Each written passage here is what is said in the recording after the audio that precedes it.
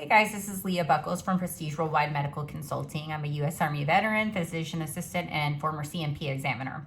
I wanted to come on today and discuss obesity as it relates to VA disability. This is something that I review near daily in veterans' medical charts as it relates to whatever it is that they're trying to connect to their service, right? So obesity currently, from my understanding, is not something that can be service connected directly. I know that there are some cases out there right now where there are veterans that and their attorneys, their legal counsel are fighting to connect obesity directly.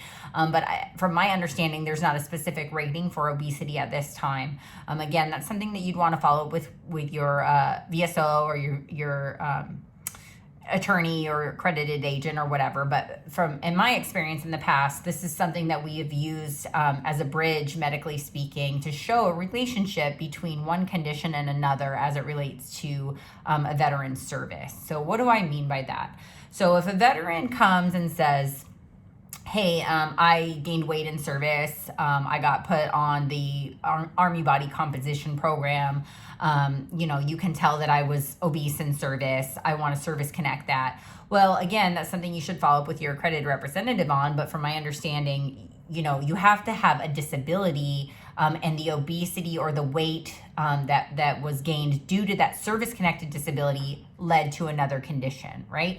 And so we're going to talk a little bit more about that. But first, I'd like to discuss what actually is obesity, okay? What are the categories? So they look at body mass index, right, a lot of times. And so normal BMI is anywhere between 18.5 and 24.9, okay? So that's usually based on your height and weight. There's some calculators online. You can look up BMI calculator, plug in your values, and see kind of where you're at. There's a lot of different ways to assess body fat percentage, but when we're talking about BMI, that's what we're talking about, right?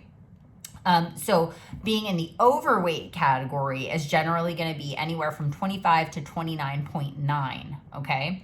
That's overweight. And then when we step into obesity, we're looking at 30 to 39.9, and then morbid obesity is anything over 40 for BMI, 40%.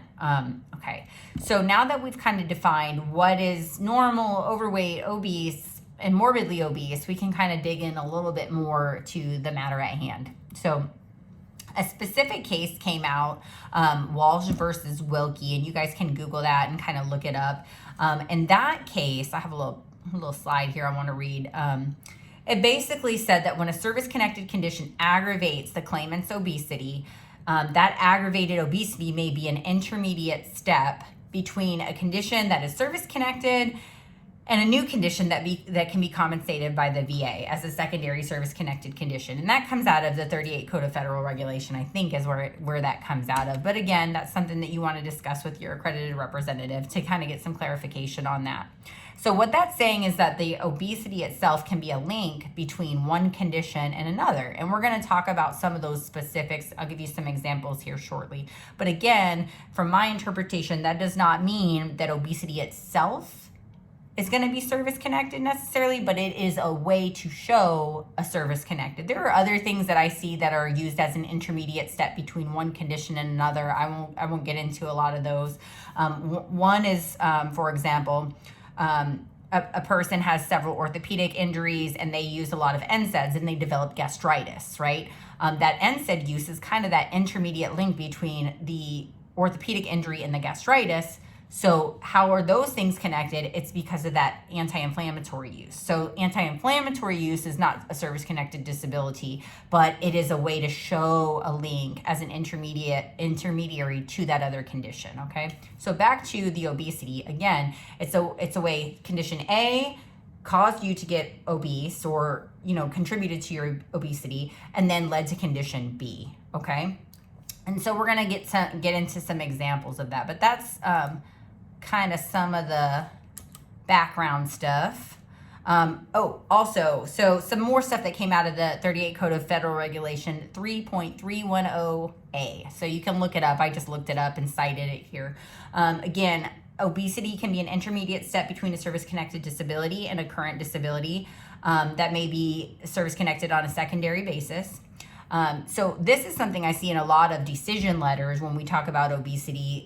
They have some specific language as to how that weight gain can relate to the next thing, right? So one is the service connected. So there's 3 criteria, right? So the first criteria is the service connected disability must have caused the veteran to become obese. Okay, so we have to show that, or you have to be able to show that that specific condition is what made you become obese. If your medical chart is full of veteran eats McDonald's 6 times a day, it may be hard to say that the service connected disability was the thing if there's other underlying factors, right?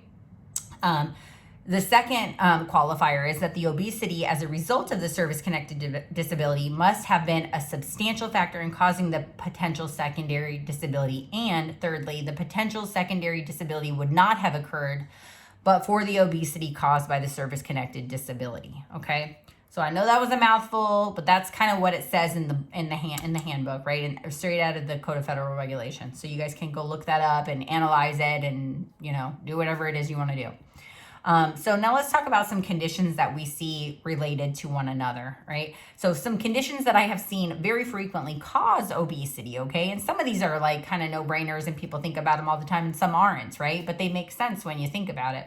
So mental health disorders, okay? So I see a lot of veterans that have PTSD, depression, anxiety, things like that.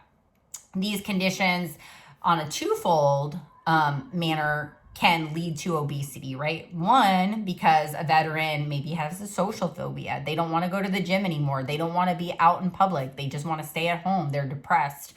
They want to lay on the couch. They don't want to do anything, right? They have a fear of being around other people. So that's one thing. They don't physically want to or have the energy to go out and do some of these things, right? They're too depressed to. Another one is their compensatory eating habits, right? So we know part of the criteria for the diagnosis of depression is to have changes in appetite. Sometimes that change in appetite can be a decreased appetite, and a lot of times it's increased appetite, right? So there's compensatory eating habits. Maybe someone develops an eating disorder, right? They have bulimia, they have a binge eating disorder or whatever, and that's related to their mental health condition, okay? These things can kind of show you how mental health condition can lead to weight gain, okay?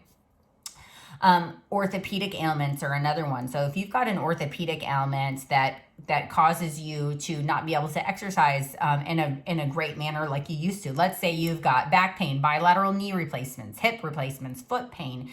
You've got all these orthopedic ailments that just physically make it very difficult for you to exercise. You have a hard time walking even. Maybe you have a cane. Maybe you have a walker, right? So some of those things, can you swim? Maybe you can swim. And I've seen that where veterans will say, well, I can't do all these things. And then the rater or the examiner comes back and says, well, they can swim. Well, I mean, every case is different. So you have to look at it on a case-by-case basis. What are those disabilities? So another one that some people might not think of that I see frequently is asthma, right? So asthma, if you have service-connected asthma and it's terrible and you just can't run because of your asthma, because you have, respiratory issues, that's something that can lead to weight gain, right? Cardiovascular disorders like congestive heart failure, right? Your exercise tolerance, your cardiovascular tolerance isn't where it's supposed to be because your heart pump just doesn't work like it should, right? That can certainly lead to exercise intolerance, right? And weight gain. Somebody asked me the other day, hey, I have MS and I use a walker. That makes sense, right? I had another veteran that it was a DIC case, a dependency and indemnity case, where the spouse was trying to get spousal benefits. And this veteran had like bilateral lower extremity amputations. He had service connected, and they were service connected. He had service connected disabilities of the upper extremities, right?